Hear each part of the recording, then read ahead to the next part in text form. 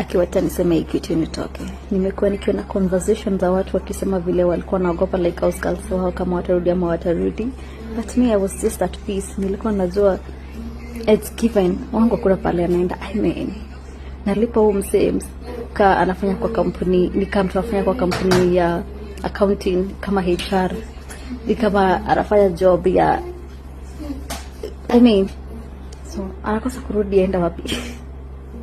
Nani amlipe pesa kama yenye mimi unamlipa? So I knew she's not going anywhere. Huyu mpaka nimwambie toka. Wenye wote nimejida until niwaambie toka, especially because also I'm a good boss. Sisemi kama wako wakurudi you're not a good boss, but I'm a good boss and I pay them well. So unaenda wapi? By the way, mimi nimeandikana mara 3 na wote ni wao huletana. The first one alikana mimi for like 7 years. And by the time alikuwa anatoka, nijua alikuwa anaenda kuolewa, alipata mtoi, alikaa kwangu mpaka ile time yenye alikuwa anaenda kudeliver, mpaka tukampatia pesa ya kwenda kudeliver. Akaleta kazini yake. Kazini yake ni mwenye alikaa na sisi mpaka 2024, I think July ama ni August. Na ni mimi nilimwambia atoke.